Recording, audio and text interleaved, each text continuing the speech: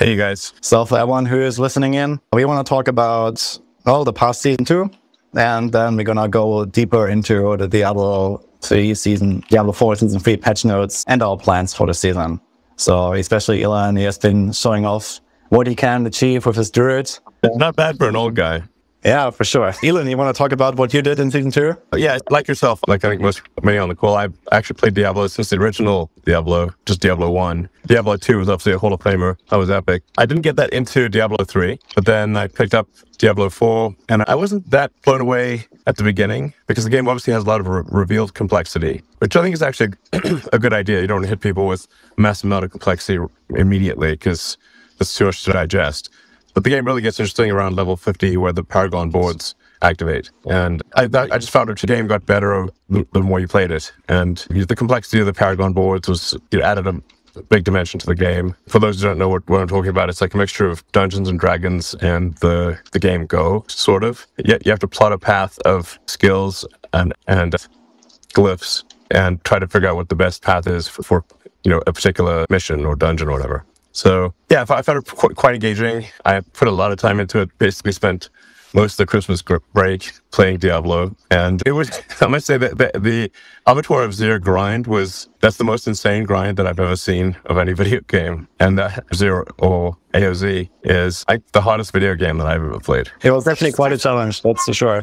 So we already had a little piece of the discussion about Avatar Zero in season 2 from Elon, which has definitely shown some very interesting results with the class balance and, the game's mechanics and snapshotting and all kinds of stuff that covered lately. So what was everyone's actually, I really want, can they fix that bug, please? The snapshotting is unfortunately, it adds a chore element to the game that needs to be addressed. Absolutely. And it's just, while you can get, better capabilities, it's just a chore to, start every dungeon with switching out 5 things. I mean, my guess of the source of the problem is, this is the core code, I believe, is C++. Sounds like a C++ class variable initialization bug.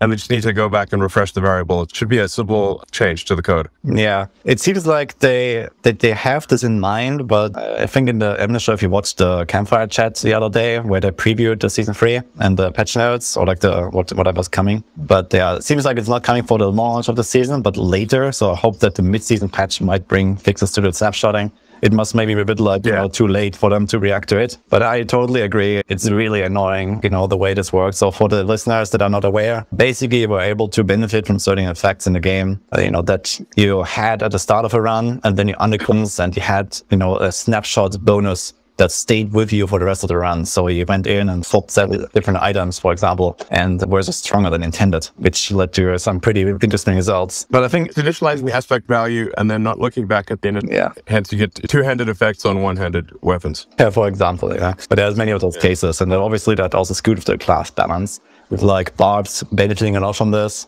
but them just being also very powerful in general. And other classes as well, right? And this is, for example, they were snapshotting 7 different things as well. Yeah. How was your experience as a druid, though, Elon? No, I mean, I had a good time. I put a lot of hours into it. And I guess, people can critique games or they can, say good or bad things about games. But the real acid test is where do people spend time? If they spend time on a game, they obviously can't hate it that much. So I think Diablo 4 was really quite excellent, and it gets better the longer you play it. AOZ is for gamers that are certainly professional, but I think even just I'd say I'm a hardcore casual gamer, whatever that means. It's unusual to see something that is rewarding for hardcore casual. And as John Cormack, a friend of mine, mentioned, finally clearing T25 in Avatar Zero. Okay, now he's less concerned about humanity getting to Mars because I was spending too much time on Diablo. I hope he doesn't expect it too much in that goal.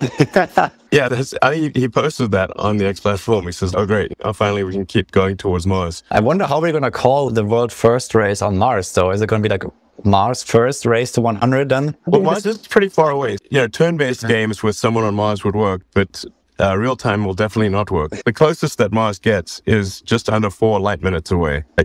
It'll be fine for texting or turn-based games, but not anything real-time. It's simply not possible unless someone can figure out how to go faster than the speed of light. I'd be interested to hear Riker's opinion about, the Avatar Zero and the snapshotting and what we talked about. Yeah, absolutely. I think it actually highlights a really significant discussion about what people find fun. Because as you guys pointed out, right, with snapshotting, this is something that it increases your power tremendously. And for a lot of players, a lot of people just like that raw feeling of, ooh, I found this way to become much more powerful. And so when devs come in and they'll nerf like broken things, be it a mechanic, be it a build, Hodabar and Ball Lightning Sorcerer, right? Those are obviously being brought down due to some broken interactions.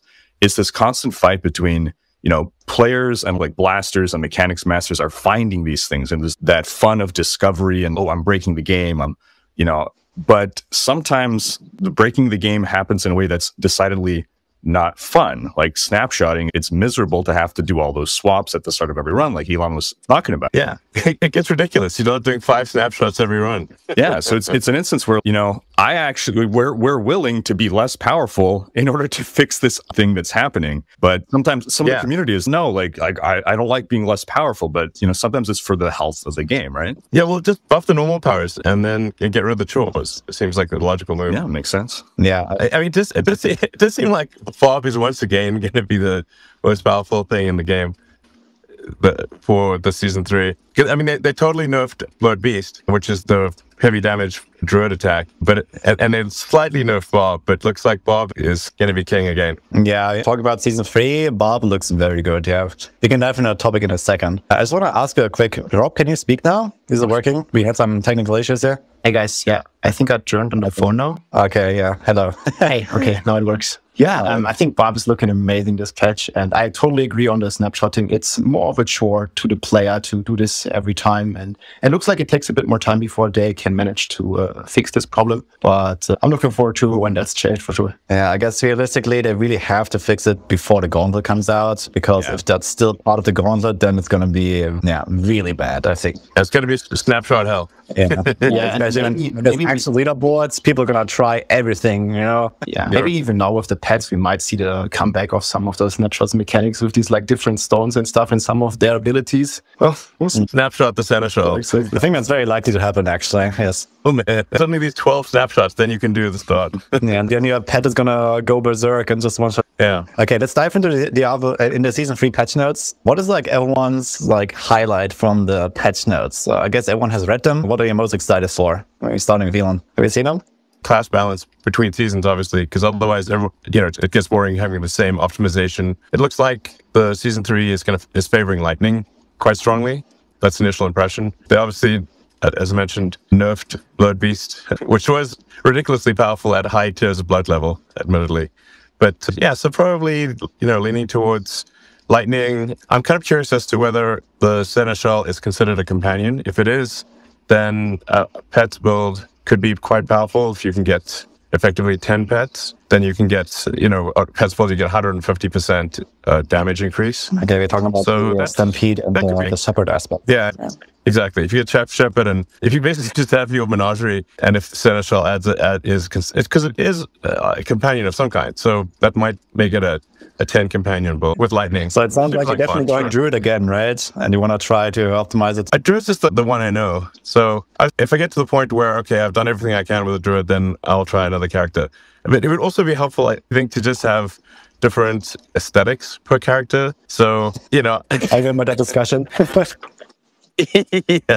Yeah. There's maybe some more modification of what do you look like if you're a different class, Too much of the druid, you look like basically a shaman who makes his own clothes in the forest. I feel like I've seen this guy at Burning Man or something, That's my impression of the shaman. Yeah, some more, variation in aesthetics and body type, and would be nice to see. I think using something like Midjourney and AI for easy image creation, that's more unique, so characters can be more unique, be cool. Yeah, but my rough plan is, I think since they nerfed Blood Beast, I guess it's going to be lightning and maybe lightning pets build or something like that. Okay, sounds good. How about Rob? Yeah, I also agree. Lightning is looking very insane, but I would love to see some buffs to pets builds in general, especially on the necromancer and then on the druid. And this would have been the season to do it, right? Because I feel like this is the season of the companions. Yeah, but yeah, basically pet builds have been overwhelming for a long time now, and I really hope to see some juice in the future on those. Yeah, just jump in here really quick. We actually discussed this as well. We had had the tier list meeting with the Maxwell guys and stuff, and like all the pet builds, man, they're like really in the gutter. Like even with the small buffs they're trying to put there, like there was like a companion glyph buff, right? And there was like some other stuff for Necros. Yeah. It's like all like solid, like D maximum tier. Like I mean, they like buffed the golem or something, but then they nerfed like the best builds. Meanwhile, every other class cleared like those tier 25, and Necro is still crying in the corner, clearing a 20. yeah, it really sounds like they don't like minions. Yeah, but, I mean, exactly. Like the wolves for Druid, they might as well be hamstered. I think it would be funny if they made the size of the companions proportionate to the damage, and then you'd have these tiny little teacup wolves, because they're really teacup Yorkshire Terrier or something like that. Because like I've seen Yorkies that do more damage than the wolves. Question for you guys about the pet builds. Do you think that it's just a matter of tuning up the numbers, or do you think as long as like the AI isn't fixed to be like either like smarter pets or ability for us to direct and control our pets, that we're never going to see S tier pet builds? I think AI changes, making them smarter is always a good move. But for now, an easy fix would just be to massively beef up the numbers of those pets and give the player some additional way maybe to control it. I always compare it with Diablo 3. We had the skeleton mages. You could really tell, okay, attack this target, attack that target. I'm really missing that more. Yeah, I don't think it's really that much to do with the AI itself. I mean, it would be cool, you know, Grok can control each of our skeletons. Realistically, I think it's mostly a numbers problem. And okay, if they add, you know, some mild, you know, control, they're already doing that a bit, right? There's this golem thing they added where it now does something a bit more, you know, smarter or something. And you can also, I think you can slightly control your skeletons of your curses now. So that is a thing, apparently. And if they maybe add some more little things like, you know, your skellies attack the target that you attack and you have some active ability, I think that's okay enough. Maybe they can make this smarter overall. It's mostly a numbers problem. Yeah, maybe you could have an option of like, exactly, default would be attack the same thing I'm attacking, and then, or you have an option, well, no, attack the thing I'm not attacking or something like that. But at the, yeah, exactly, as you're saying, at the end of the day, if Oh, did it cut out here? Sorry, shoot, I just realized I turned the mic off. Yeah, I was saying just, yeah, it would be cool to have some, the logical thing would be your pets attack the thing that you're attacking, or you could maybe have a setting that says attack the thing I'm not attacking to distract the others or something like that. Having some control over the companions would be good. And then if the damage is so tiny that they're little ankle biters, then it doesn't matter. Yeah, do you enjoy playing with the druid companions, for example? Like the companions, apart from Poison Creeper, are don't do anything. Yeah, but I mean, imagine they were good, you know, would you actually like that? Yeah, exactly, sure. Yeah, no, I think it seems silly to have these 3 scary-looking wolves that have the damage of a hamster. That's why I say you might as well just run around. It'd be at least funny to have 3 little hamsters follow you around or something. Maybe eventually Blizzard are gonna set like skill-specific MTX, you know, like in other games, for example, where you can like, you know, change the effects of your skills, right? And it can actually make you hamsters. Who knows? I'm sure a lot of people would appreciate skins for the werewolf and werebear forms, yeah. Yeah, even that, exactly. It's kind of weird that I haven't done it yet. Yeah, I guess exactly. Werewolf with armor. No, it's not. Yeah, I think that's definitely coming at some point, but it's just been like very conservative, I guess, on the transmogs. Yeah, Riker, by the way, what are you most excited for? A couple of things. So I guess first off, seeing that charge doing 10 times the damage, I don't know where it's in line, but I guess I have the guy here to ask. But I love Charge Barb in Diablo 3. Rob, can I reap the playstyle of the D3 Charge Barb? Is it looking like it's going to be an S tier build? What are you thinking? So first of all, the changes to Charge Barb are awesome. Like, we are getting a lot of damage, and we're getting the most important thing that what most people complained about was the clunkiness of the skill. So you can finally reset your cooldown just like you used to in from Diablo 3. But yeah, people are very focused on the whole charge is getting 10x damage on the base, yes, but they also changed some of the multipliers on the side as well. So in the end, we're probably getting like 5 times the damage. But yeah, I think it's going to be a very strong leveling build, first of all, because you just unlock this like massive damage instantly without having any aspects.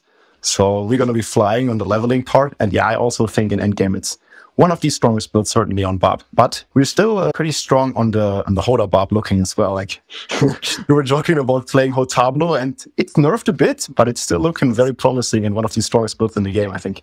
Oh man. Yeah, I'm very surprised about they're very mild with the nerfs, honestly. They were pretty mild for sure. I mean, we don't know exactly where ball lighting is going to land now, because that's been pretty vague, but yeah, Hoda is still rocking pretty solid. Yeah. Is it going to come down? Sorry?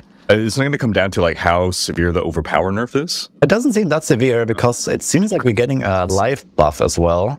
and that might be quite significant. There's a little note somewhere that makes it sound that we could potentially have a lot more maxed out life in the next patch, making the overpower basically similar to before. Almost. Wow. Okay. Yeah, I mean, it's a little question mark there, but like the overpower nerf in general is only to some portion of the additive damage bucket for this skill. So it's gonna be like maybe 10% less powerful overall, and that's still very strong. Oh wow, okay. Ranged rogue. So I've always loved rogue. I love like the highly mobile playstyle. I've never actually ran a ranged rogue, but I was thinking this is the season to do it, and we have the guy here to ask. Yeah, absolutely. And I've been already fair crafting and making all the builds for rogue for next season. I updated my guides, and yeah, I mean, rogue overall, it's not gonna be like as powerful as like barb, you know, like one-shotting bosses in highest tiers or something.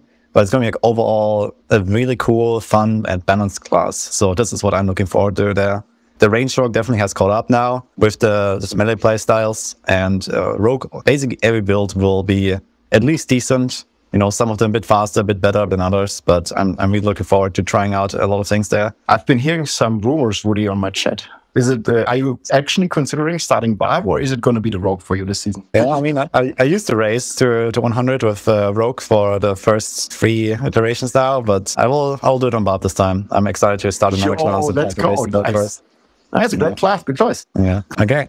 I have one other topic here right now, which is what are your hopes for the future of the game and for what Blizzard can do? What do you think could be nice to implement into the game as features or, you know, new builds or whatever you can think of? Well, I'd recommend the use of AI, especially image generation. You know, I'd like to say like how you can create an incredible image very quickly and easily with Midjourney. It seems like you should be able to apply some sort of Midjourney art to any given character, so you could have a customized look. I think that would be very cool. And then, of course, having with AI NPC dialogue, you can have a very sophisticated AI dialogue tree. It doesn't have to be the same, 5 sentences over and over again. So you could actually have quite complex conversations with NPCs that stay in character using an AI large language model.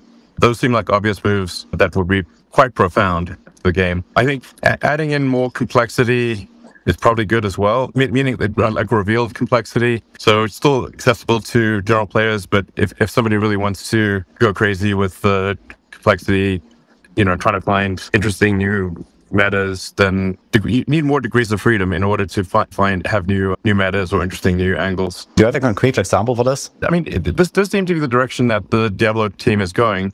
They keep adding new aspects, new glyphs. I think probably some tweaks to the basic skill tree would also make sense, adding a few more options to the skill tree. Yeah, more glyphs, more paragon boards. Yeah, these degrees of freedom so that people don't end up kind of flat optimization too quickly. And then I guess, I don't know if this is a good or a bad thing, but it would I think it would be helpful to have more clarity about the combat mechanics. Like how's the damage actually calculated, and how's the, so you add these things up and wait, this doesn't add up. No one really knows. Yeah, and often the tooltips are even misleading that we have in the character sheet or something. Yeah, the tooltip is literally wrong in some cases, which should be, I assume, a pretty quick fix. But is it like additive or multiplicative is pretty fundamental. So I think on the druid, it's poison, critical damage is, I think. Yeah. I think they're getting there though. Like they're slowly improving the tooltips, and they have been fixing a few things lately. Give it a few more seasons, and maybe we're gonna have somewhat accurate tooltips.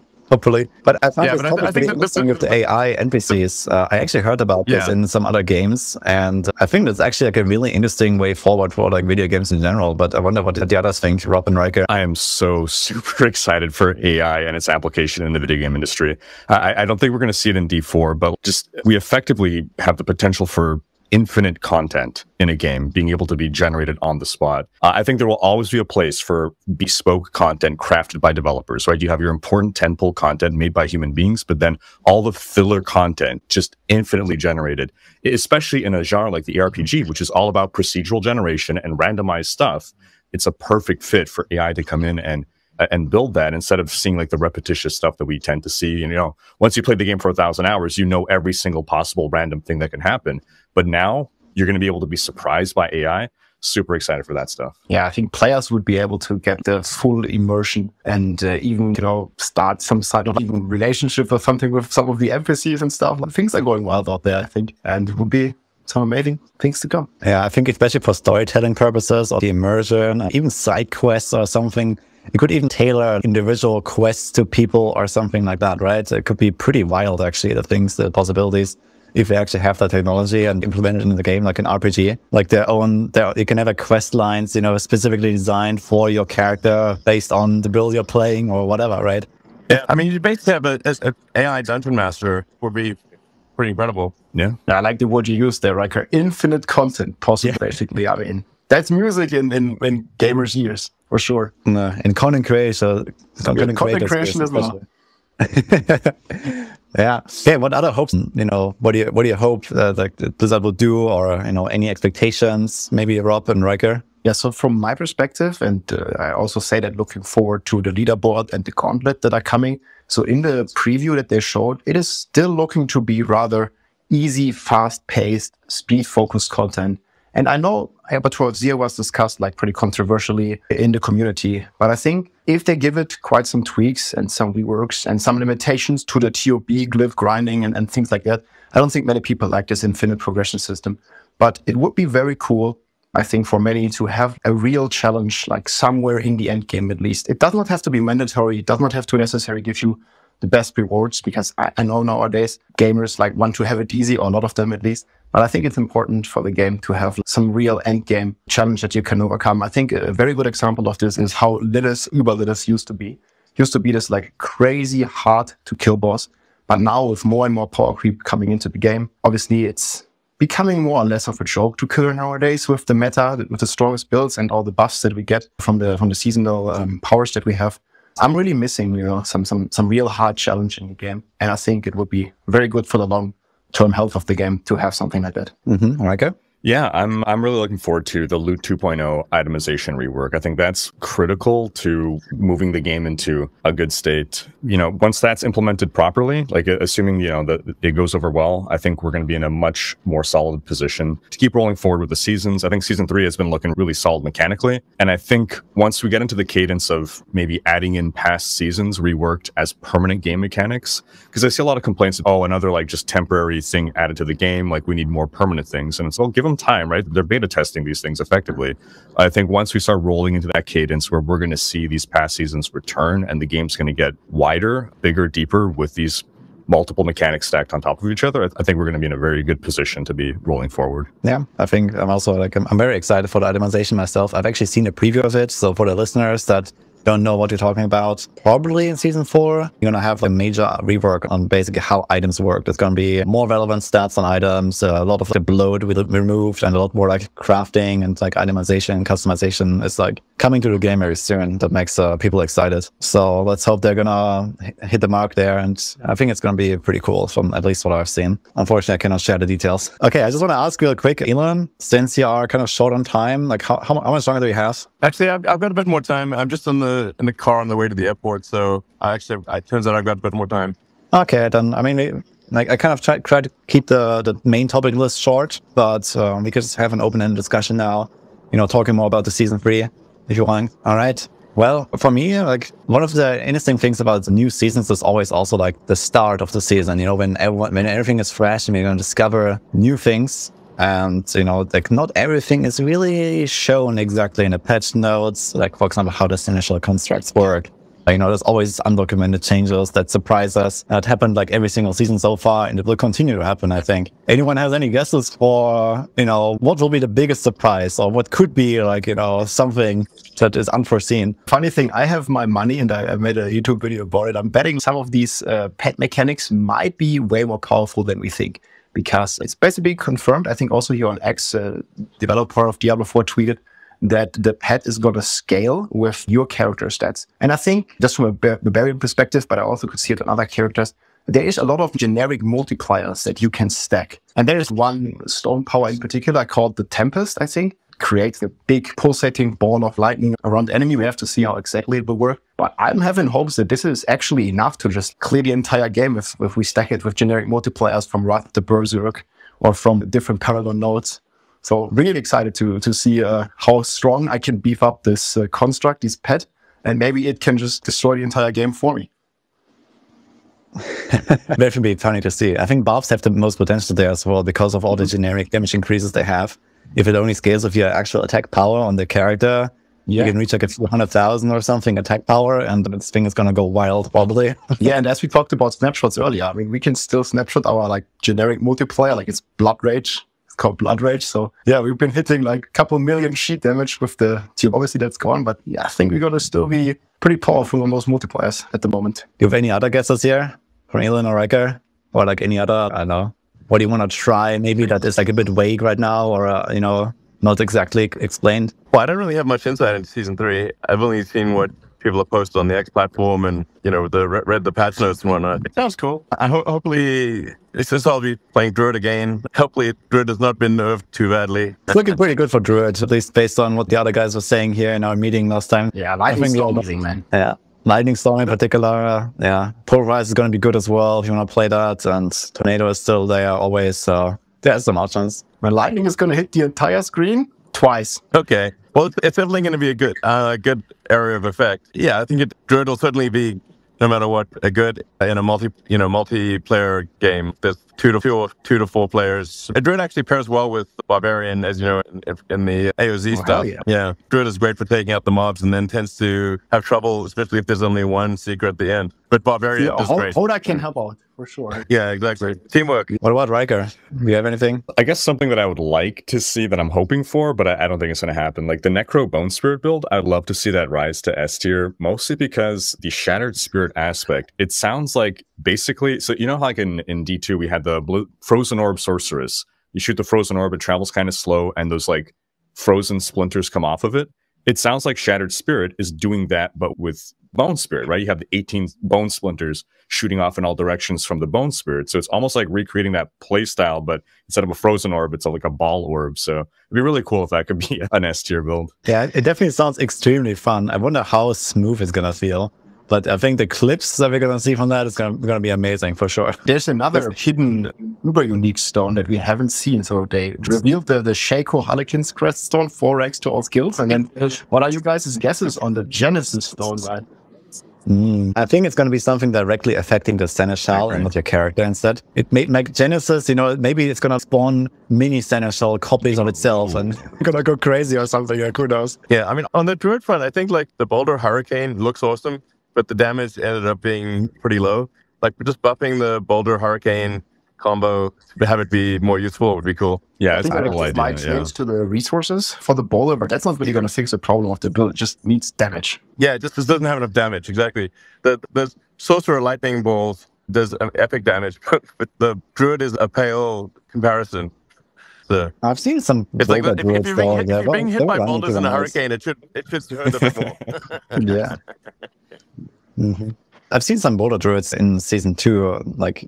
It seemed okay, but yeah, nothing crazy. So maybe the buff will help a little bit, I guess. But yeah, maybe that's gonna, you know, some more tweaks in the future with, you know, certain underperforming builds. I mean, the devs are always trying to like balance things out a little bit, and it looks like the balance is noticeably improving this patch.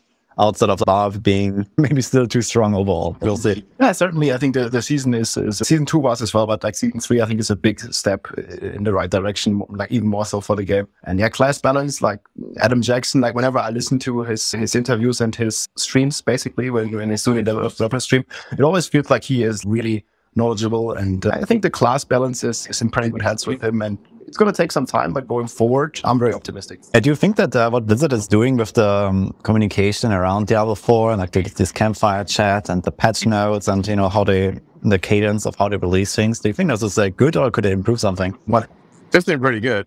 Yeah, what I like about these campfire chats that they do Q&A, so like chat questions and stuff. But one thing I wish they could improve a bit is like the kind of like mid-season, and I think they vowed for doing this a bit more, what Adam Jackson was saying in the stream. But in general, like when there is like some bugs or exploits or some questionable mechanics, like the snapshotting, for example, I think it takes them way too long to give like a response or like a stance or even a comment on it. My community, for example, has been like discussing this, like left and right. Should you use this? Should you not use this? Is this cheating? Is this not cheating?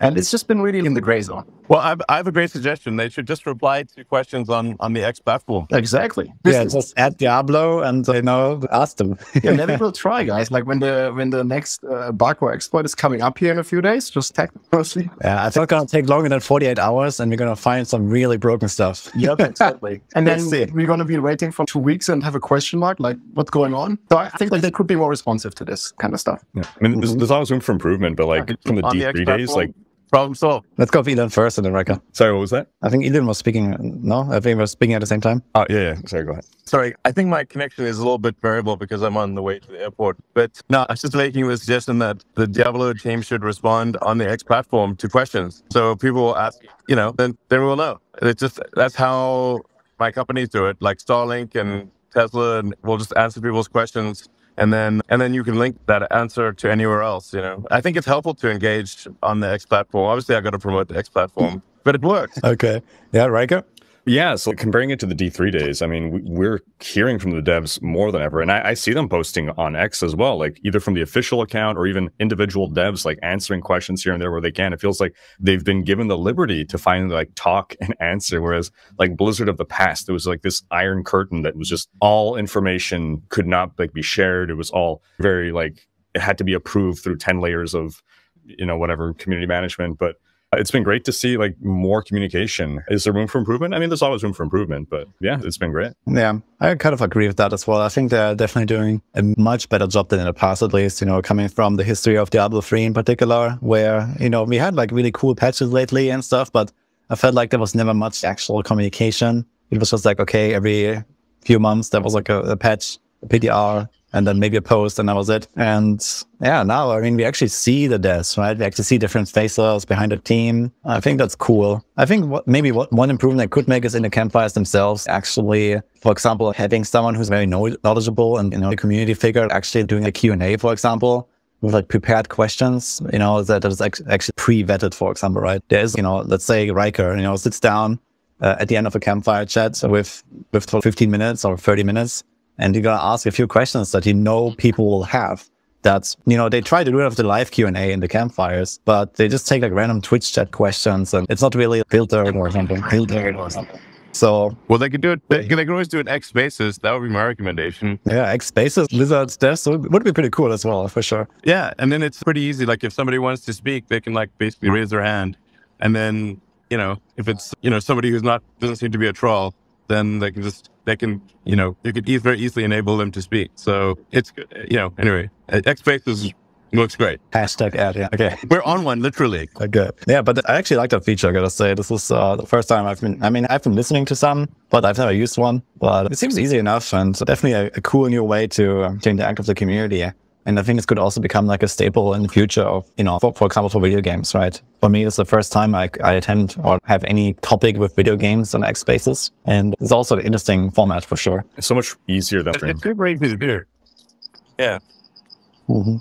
Okay, future again, just for, maybe the next season or the next big patch or something, just have another X Spaces. So we'll see. Yeah, it's automatically saved. So even if somebody's not there at the time, they can always listen to it afterwards or read the transcription. But the nice thing is it's an easy sort of pick up, drop off, and being ad hoc. Like if somebody, hops into the spaces that seems like it would be interesting to hear their opinion, then you can just enable them as a speaker. It was like quite a useful thing. I don't think there's anything else quite like it out there. Yeah. Okay, going back to the topic of Diablo though, we talked about X here. What do you think would be in the expansion maybe, but looking a bit further ahead in the future? What is like a major thing that, could be adding, for example, to the game that, is not just like a seasonal update? Do you have any predictions on that end? Maybe speculating a bit. I always like doing that. Well, so first of all, I think most people really want this type of holy class. I mean, there's been some spoilers and some leaks about that stuff with the Spirit War.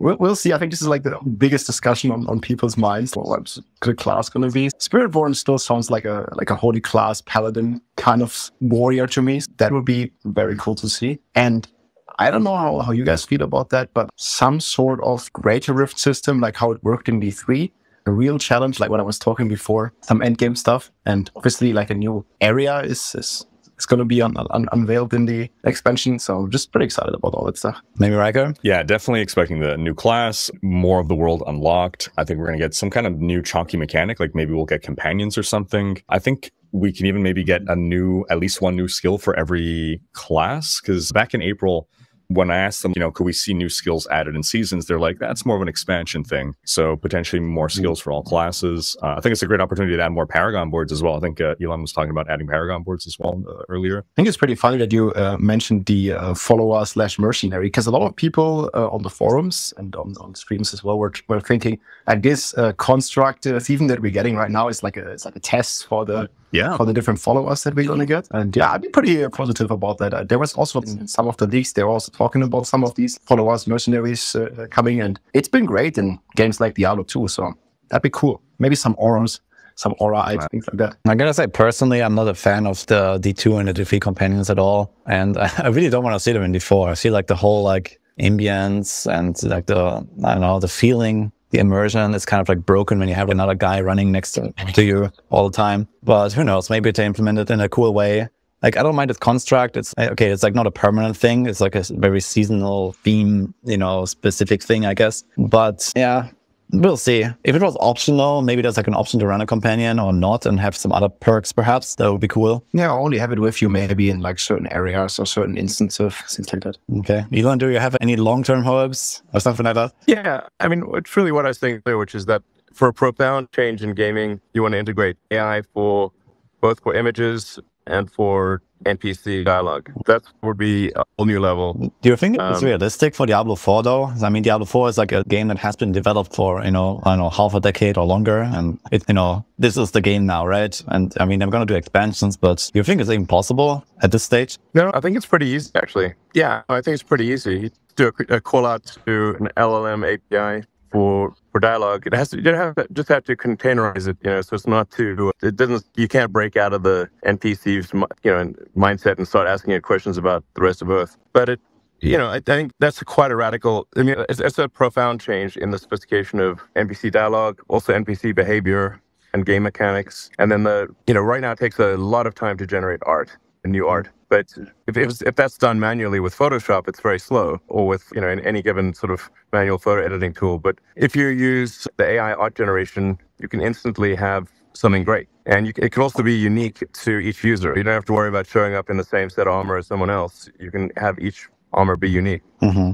Yeah, I kind of like the idea of AI enemies, to be fair. Like, you might have heard about this. I mean, this is like one of the first big breakthroughs in like AI, like video games with Dota, I think, right? Where this AI team beat like the world's best players or something. This is how they kind of got started, right? And imagine if like they actually implement like AI learning to the NPCs like that you're fighting, and over time this become better and better at outplaying the players. Like, I mean, it's only fair, right? We as players, we learn more about the game, we get more experience, we're gonna get better. And at the same time, imagine if the enemies also did. And it would be like some kind of arms race between the players and the enemies. That would be kind of hilarious. And that could be a pretty interesting, maybe not for across the entire game, but something like, the enemies become smarter the higher tier you go. If that's ever going to be like an A or Z type system again, you go higher tiers, the enemies just become better. Like, how would that be? It's going to be humanity, gamers versus AI, hopefully only in-game. Yeah, but I mean, it's very interesting, if they actually, they dodge your attacks and, they try to sneak up on you, or they wait for your weak moment and then they strike or something. Imagine that. It could be... It would be super interesting to see also for the meta developments in the game, for the strategies. You adapting your strategy to what the enemies are doing, and then they adapting in real time to you. That'd be crazy. Yeah. It would be very, very wild. But if they ever make something like, like a high-end challenge again, like this Avatar of Zir, it doesn't have to be just a numbers buff. If it's something like that'd be really cool, I think. Yeah. Yeah, and I think they have some base of this in the game, right? Doesn't it say like when you change the world tiers that the monsters like quote unquote get smarter? I mean, to a very small degree, but they get more aggressive. Yeah, more aggressive. Yeah, I think that's just only scripted though, right? It's all scripted. I think they're going to be a bit faster. They're going to aim a bit better. They have probably like some kind of miss chance that is getting lower or something like that, right? Or some spread in like, for example, the projectile trajectory, and that's just like going to get smaller or something. I don't think it's like any kind of like eye smartness that's involved there. Yeah, can get it next level. I think the player base, the community is ready for it. Yeah, I mean, if the AI can get quite good and have a reaction time faster than any human, it would actually have to nerf the AI, to be frank. The only games where it cannot beat humans are extremely high degree of freedom games. I cannot beat humans yet, I should say. Is that you have to have very high degree, like like reality is the highest degree of freedom situation, then, people sometimes think of chess as being complex, but chess is, in my opinion, not very complex because it's only 64 squares, set piece battle, no terrain differences, no fog of war, no tech tree. In my opinion, chess is a simple game because it's missing all of those elements. And, right now the computer is so good that your phone can literally beat Magnus Carlsen. But if you make it, as you increase the degrees of freedom, it becomes harder to make the AI win. Dealing with reality, which is the highest degree of freedom situation. So you can apply a little bit of AI just to make it interesting in the combat mechanics, but if you apply too much, you'll just get your ass handed to you. Yeah, I mean, you don't have to overdo it, I guess. But, if it's like slightly better at everything and like actually like more reactive, I guess that's mostly what I'm looking for, right? Okay, like the AI, can like maybe target a bit better than it does right now in Diablo 4 and like the higher world tiers, they become a bit better at, working together and hitting you from a distance or something. But if they actually, you imagine they get like an evade ability like the players, right? And they actually evade out of your attack or something like that. A bit more like PvP, I guess, right? It would be a bit more like how actually PvP feels because you have real players that do these things in the PvP zone. So I'm not sure if you guys have any experience of that, but this is a very dynamic fight and it can be really fun, I think. I was going to say to add AI controlled bots to PvP. Yeah, just imagine in the pool right now in Diablo 4 when you play, you have these damage resistance guys. Like whenever it also in the pool, basically everything takes 90% less damage or something. You essentially do 0 damage. So if there's some AI that makes these damage resistance dudes like run away or shield them in some capacity or something, get behind the door, pretty crazy. Okay, that reminds me, you have certainly seen that in other trials, on the high tiers when you have these knights monster types and they shield each other. And they are champions, or like the vampires with the immunity. Yeah, they just make the damage resistance immune. And well, if the companions could attack the the guy that's causing the damage resistance, or the healer that would be helpful. I kind of felt like there was something involved there in Avatar Zero that really wanted to mess with me, with the vampires in particular, man. On the high tiers, like I didn't even have enough time to destroy these immunity bubbles, and then the champions made everything else immune, so I could just not kill anything. It was pretty wild. Yeah. That's basically the problem, like when you just scale the HP. So I think like making them smarter, like to some degree with AI, that would be so cool. Yeah. I wonder if they have such plans. I heard there was like some patent or something that has. They have something patented, I think, about tools and stuff, but I'm not sure. I just read about this like months ago. I'm not sure Riker might know that. It sounds familiar. I'm quickly trying to Google what it was. It might have been maybe it was art, yeah, maybe not the exact, but they might be working on this kind of technology. I'm sure they're not like oblivious to the developments. AI art is a no-brainer, I think. And then, like I said, just AI NPC dialogue, also a no-brainer and not hard to implement. A little bit of AI combat mechanics also seems pretty straightforward. At some point, the AI will be good enough to make video games from a whole cloth. You'll just literally have AI make a video game, the entire thing. Yeah, when I was a little child, I actually dreamed about a program where I can just type in some prompts and it gives me a game with those prompts, I want to combine this game with that game and I have this character and those abilities and just make the game for me, It's coming. It's coming. It's coming for sure. I think probably, as it is, the sophisticated LLMs right now can program up, if you said make me a game like Space Invaders or something like that, code it up and everything, they could do it. Just more complex games are tougher, but fast forward, say 2-3 years from now, I'd say within 3 years, there's AI is doing video games from whole cloth. That's very soon, actually. So, holy. Yeah. It's advancing so fast, the tech. Yep. It is. Yeah. I've been like, also seeing news about, for example, Optimus. Like there have been some posts I've seen here on X as well.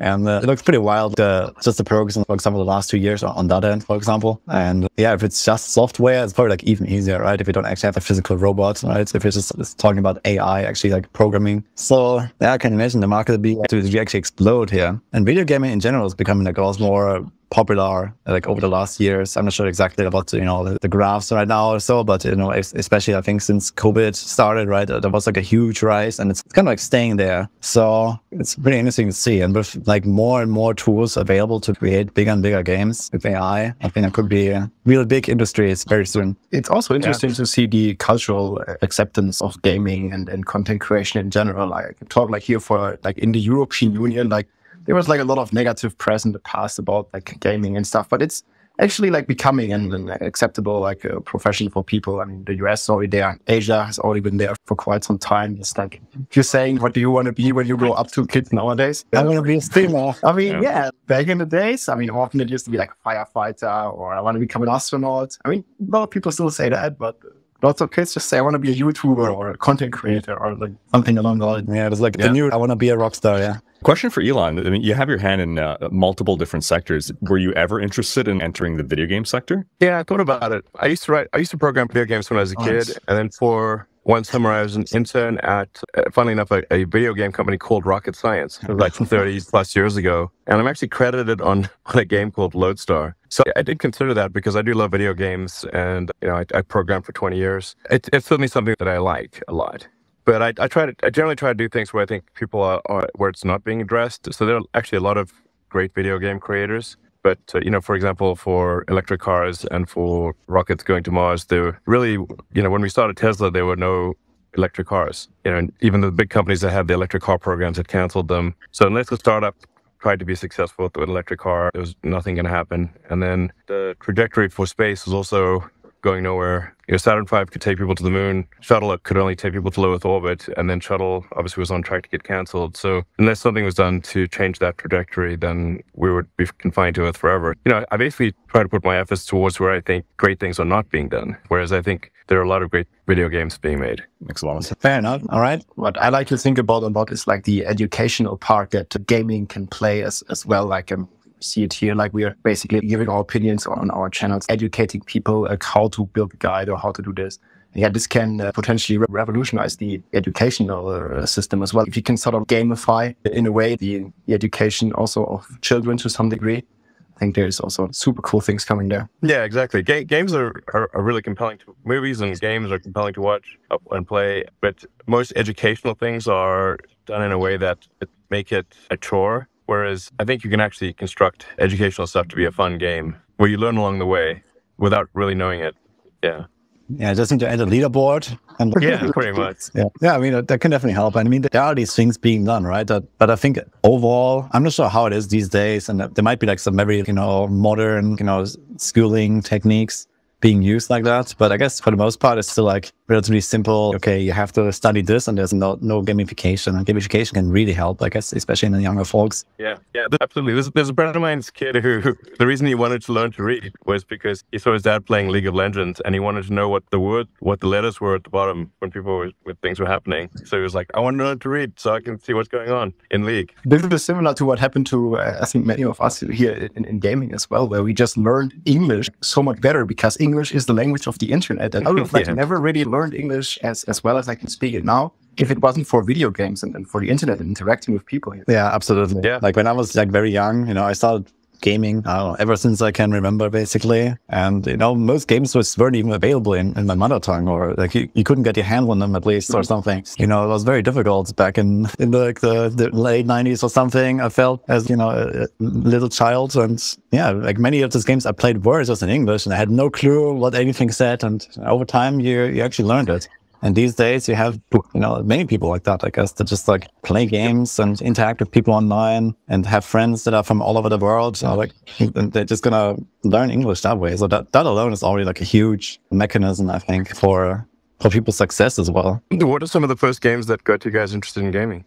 For me, one of the first, I guess it was like some Super Mario game. And then, I don't know, I mean, I played a lot of different games back then. There was like Need for Speed, like the Need for Speed 2, Need for Speed 3, and this kind of stuff. Like Sims and SimCity, like the really old school, like 2D SimCity. Yeah, wow, yeah. Some really old games were also like some of the early ones, Half-Life. Yeah. So this kind of stuff, I guess. Warcraft. Yeah, exactly. Warcraft. For me, it was the OG best-selling Blizzard games back in the day. It was Diablo, the Diablo franchise. I started with Diablo 2. That game was just so far ahead of its time, I feel. And then Warcraft 3 got me pretty hooked as well. Yeah, Warcraft 3 was definitely one of my favorite games of all time. Yeah, great game. And I mean, out of that, like the entire genre of Dota, League of Legends, and all this kind of stuff, like basically comes from this like infinite possibility custom maps that we had in the editor in Warcraft 3. Mm-hmm. Cool. Yeah, imagine when they bring out Warcraft 4 with a world editor with AI. Oh man. Oh yeah, the possibilities and like new game genres probably like sparking all of that. Yeah. Yeah, it's gonna happen. Warcraft 4, when was that? Definitely. We've been waiting for 2 decades. Well, now that Microsoft owns them, Reforged, wasn't it? Microsoft cares about the RTS. Half-Life 3, AI. Oh. I mean, maybe they've been waiting for that, maybe for some big revolution. And Half-Life 3 is coming, who knows? And I mean, they could do crazy things. Yeah. What about you, Riker, by the way, Elon's question? Yeah, I mean, I got into gaming like just from watching my dad play video games on the computer. I was just fascinated by the computer and video games. But the first games I played were like Mortal Kombat on Super Nintendo, and then Duke Nukem 3D as an 8-year-old on PC. Oh, I know that one. Okay, cool stuff. All right, well, I got to sign off now. It was a great discussion. So have to look forward to another one in the future once season 3 comes out. Okay, yeah, maybe we're gonna have something again. I'm always up for it, so we can definitely figure something out. Thank you very much for joining us, Elon, and also Rob and Riker. So it was a pleasure talking to you guys. I guess we're going to just wrap it up then. So for everyone who was joining in to listen, I hope you enjoyed it. I've been reading through some of the comments, but it was kind of difficult to keep up there and, like maybe implement some topics. But yeah, I hope everyone enjoyed it, guys. And yeah, maybe we're going to have more of this in the future. Do you have any like closing thoughts, Rob and Riker? Thanks, everybody, man. Good luck in the upcoming season, and I will see you there. GG. Yeah, thank you, gentlemen. Have a great one. And yeah, GLHF. All right. And I'm going to close it here. So my first X Spaces. Yeah. Good luck. Have fun, everyone, in season 3. And stay tuned for more. Bye-bye.